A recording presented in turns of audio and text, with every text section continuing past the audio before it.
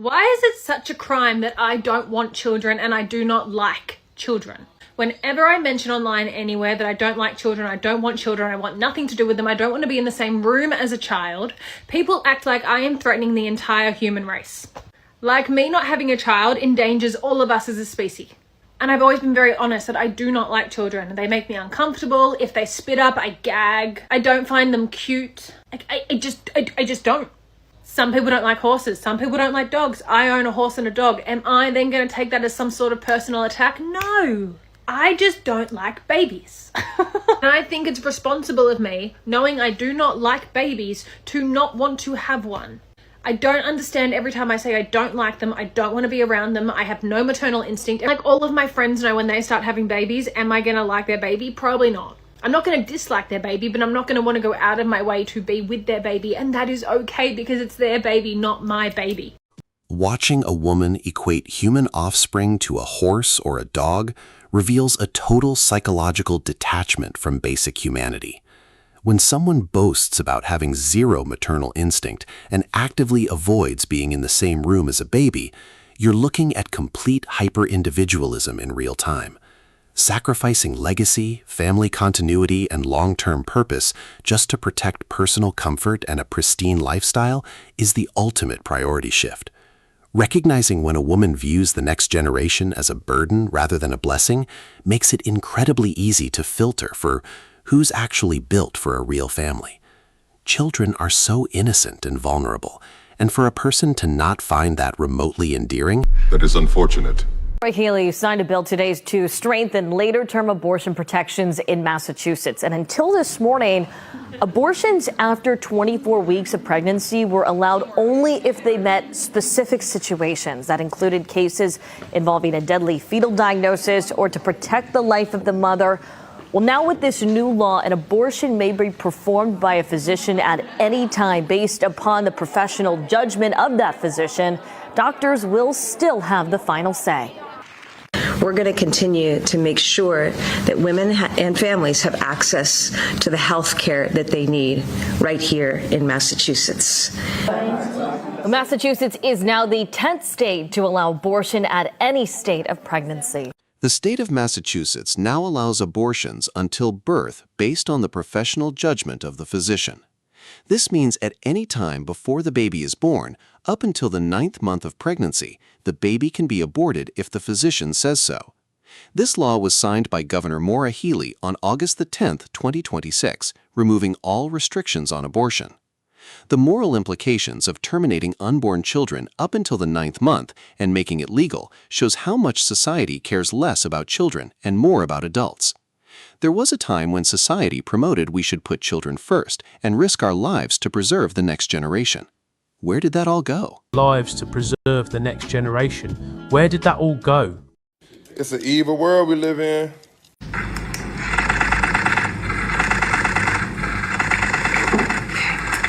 Thank you. So what you just watched is the governor of Massachusetts. She just signed a law, or signed a bill into law, that basically allows women to have abortions throughout the entire term of the pregnancy. Week 35, they can have an abortion. And here's what caught my attention about her signing this. This woman here looking as if the sweetest thing in the world has just happened, almost as if a baby was born, where you're looking at something sweet and beautiful.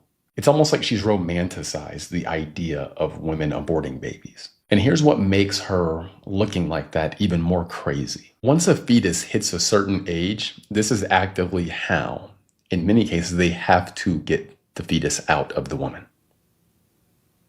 Obviously, this is a graphic, but this is real.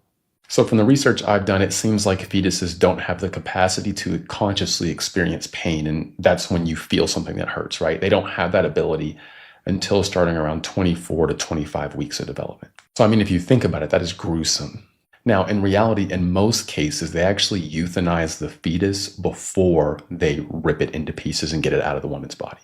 Not in all, and if they don't, the baby can feel it. But in most cases, I would say they do. So some of the things they do is they inject potassium chloride directly into the fetal heart, or the umbilical vein. This typically causes the heart to stop almost immediately. Or they inject a lidocaine into the heart, umbilical vein, or sometimes the chest cavity. So then after that kills the fetus, they then remove it from her body. But I mean, if you think about a baby at 36, 37, 38 weeks, I mean, they're quite literally euthanizing a living being. And that's what rubs me the wrong way about this.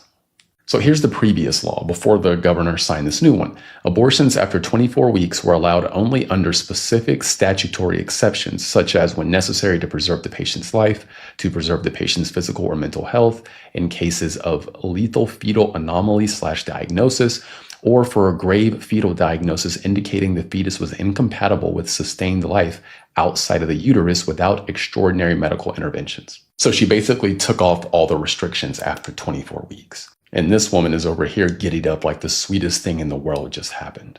That is so crazy to me. Watching politicians beam with genuine joy while stripping away restrictions on late-term abortion procedures shows you how far the romanticization of total bodily autonomy has gone. When a society treats the elimination of parental responsibility and terminating human life as something to celebrate, it fundamentally reshapes how women view long-term consequences of pregnancy. The psychological framing flips from safeguarding life to protecting maximum convenience at any cost, regardless of how brutal the reality is. On the flip side, when a woman gets total unilateral control over whether to end or carry a pregnancy right up to the final hour, a man's stake in his own bloodline is completely stripped away. So we have to acknowledge the father might also suffer the grief of losing a child 9 months into a pregnancy, expected to blindly accept whatever outcome she picks. That is fucked up. I am done. I am done with society's blindness to women being capable of evil. The women clapping, tears in their eyes, emotional, when that whatever person in power signed, of course a woman, signed papers to allow full-term abortion, meaning 9-month-old babies, meaning you can kill the baby to the day that, right before it's born, you can kill it. They're clapping and cheering like, what a win for women. What a win. What a win for the devil. What a win for the devil. I'm not going to mince words. You are murderers. You are. You are. The law they put into place puts the lives of babies in the mother and physician's hands. Their argument is that a woman should not have to lose her life to give birth to a baby, and they should have the freedom to choose. Most people understand this, but equally, we should be able to acknowledge a baby who is 7 months into pregnancy is entering the 3rd trimester and is rapidly growing in size and weight. The baby can hear sounds, respond to light, and perceive touch. Babies practice crying and smiling inside the womb. The brain forms ridges and connections. The baby often moves into a head-down position in preparation for birth. These are all scientifically confirmed. We as adults should recognize and accept what is actually being done to a baby when abortion is carried out. The baby loses their life. We don't need to sugarcoat it. We need to spread awareness about it because some people refuse to accept that reality. They're lost. Real men of genius.